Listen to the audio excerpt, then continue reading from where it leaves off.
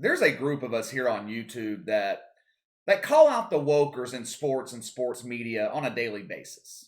You have me, of course.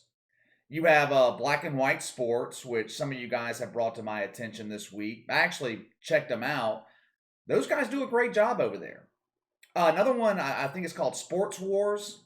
Another one that you guys actually brought to my attention. I haven't had time to check them out yet. Jason Whitlock. Jason Whitlock started a YouTube channel recently. He is another voice of reason in a sports culture that is severely lacking in common sense. Kwame Brown has become another one. I'm sure there are some others out there that I'm unaware of. For the past year, the biggest voice against the wokers in sports culture has been Clay Travis. He started Outkick 6 years ago. He also has a morning drive show on Fox Sports Radio.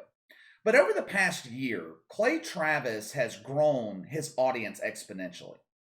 When I discovered his YouTube channel, I think it was early 2020, I want to say he only had about 30,000 subscribers on Outkick. A year later, over 150,000. He didn't grow that quickly because of his opinion on sports. He grew because at the time, in the mainstream sports media, he was the only voice of reason. In a media with voices like Stephen A. Smith, Max Kellerman, Shannon Sharp, Skip Bayless, all ultimate wokers, Clay Travis was different. He was the voice for people like you and me, people with common sense, people not blinded by propaganda, people too smart to believe the woke agenda. Equality, social justice. Let me apologize for my white privilege. All that garbage. It was announced, I don't know, maybe a month or two ago that Clay Travis had sold Outkick to Fox Sports. At the time, he said that nothing would be changing at Outkick. The only thing that was changing was ownership. Now, judging by comments that I've seen on his channel recently, most of his listeners believed him, that nothing was going to change. Let me go ahead and get this out of the way real quick. Before we move forward, let me get this out of the way. I'm a capitalist. I will never judge or be mad at somebody for making money or for doing what he believes is the best thing for him and his family.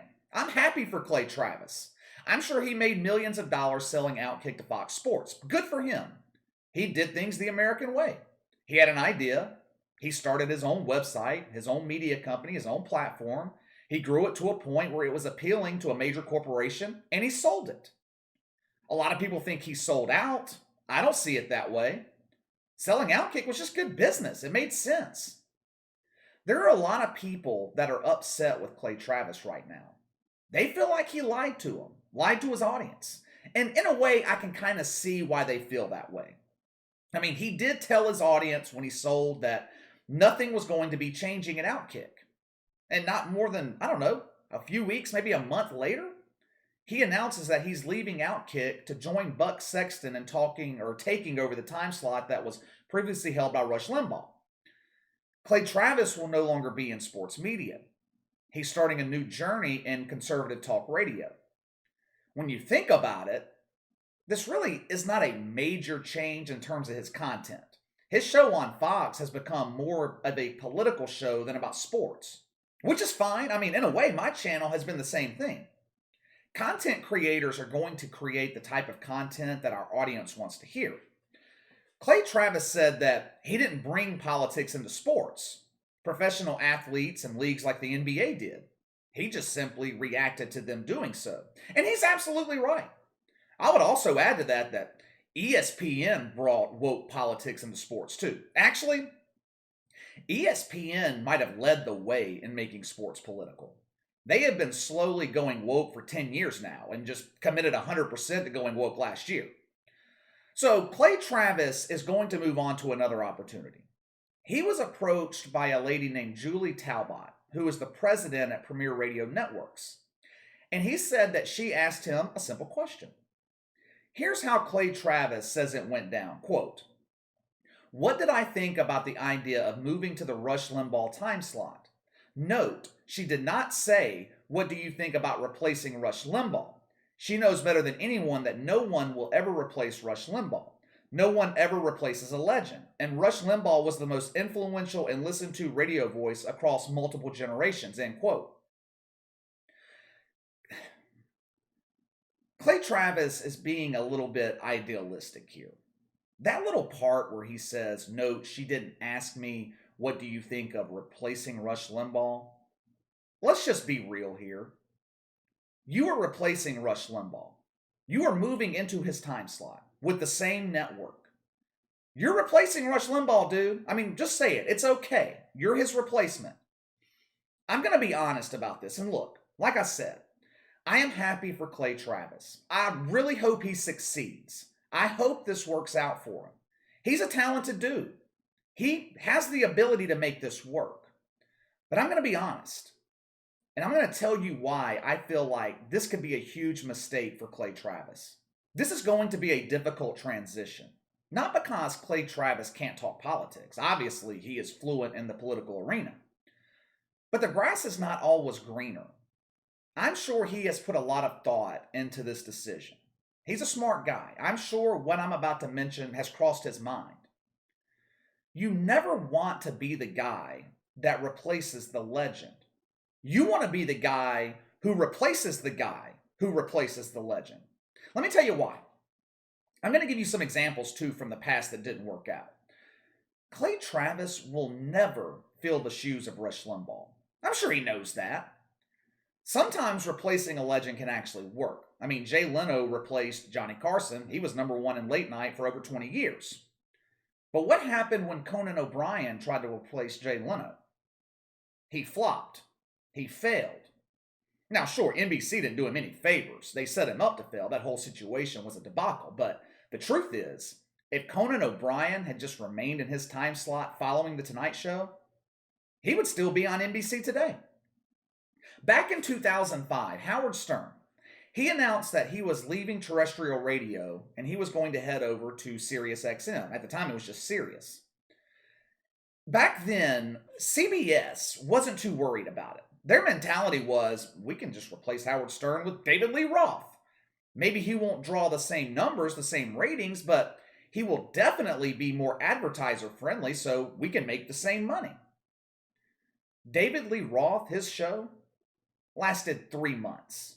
To this day, 16 years later, they still haven't found a replacement for Howard Stern. As you guys know, I grew up watching the WWF. For years, Vince McMahon was constantly trying to replace Jim Ross. Jim Ross was the voice of wrestling when I was growing up, when I was 12, 11, 13 years old. He was the voice. Vince McMahon would pull him off the air, put someone in his place. It never worked. He always went back to Jim Ross. Jim Ross hasn't been the voice of WWE now, I don't know, for 10 years maybe? I don't know. Been a long time. And they still haven't found anybody to replace him. They shuffle through announcers like a dealer at the casino shuffles cards. I saw recently where they put Adnan Virk, they put him in the lead announce position on their Monday night show. He lasted like 2 months. Colin Cowherd. I know Colin Cowherd is polarizing, but I consider him to be a legend in sports radio. He was dominant when he was over on ESPN radio. Now, they couldn't come to terms on an agreement. I think it had some creative issues too. So Cowherd left, went to Fox, and to this day, ESPN hasn't found a replacement for Colin Cowherd during the middle of the day. I could give you example after example where the person replacing a legend can never fill the shoes. Now, are there instances where it does work, where someone is successful replacing a legend? Yeah, I mean, it can work. And like I said, Clay Travis is talented. I hope it works for him. All I'm saying is it's going to be an uphill battle. He had a good thing going at Outkick. I believe he was the #1 sports radio show in Morning Drive. You're growing exponentially. You're one of the leading voices in sports talk radio. Now you are heading to a platform where you are essentially preaching to the choir. You see, sports talk is unique because you're going to have people in the audience that are conservative, that are liberal. Hell, some may even be woke. Rush Limbaugh's audience is strictly conservative. I understand why Clay Travis is doing what he's doing. I get it. As sports became more political, his show became more political. And I keep saying this, but I just want this to be clear. I hope he succeeds. I hope it works out. But him saying that he is not replacing Rush Limbaugh is just not true. He can say all he wants that he's just in the same time slot or he's not the replacement. But people are not going to see it that way. The pressure is going to be on from day one. Rush Limbaugh had a massive audience. He was number one in talk radio for over 30 years. He had over 15 million listeners. The pressure is going to be on Clay Travis to match that number, to deliver. I don't think he's going to be able to do it.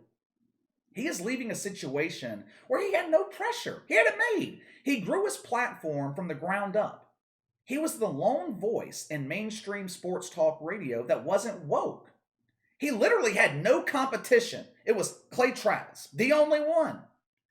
Now, he's got to compete with guys like Sean Hannity, Glenn Beck, Mark Levin, guys with an established audience.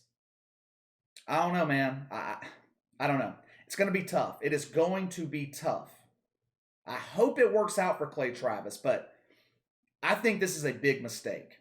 All right, what do you guys think of Clay Travis leaving Outkick and heading into conservative talk radio? Do you think he will succeed? Can he match the audience of Rush Limbaugh, over 15 million people a week? Or do you think that he is making a mistake? Sound off in the comments below. Let me know your thoughts. Make sure to like and subscribe. Click the notification bell to receive all notifications from the channel. Best way to contact me is by email at btlkc84@gmail.com. KC_BTL84 on Twitter. I might see you guys later today. If not, I will definitely see you tomorrow.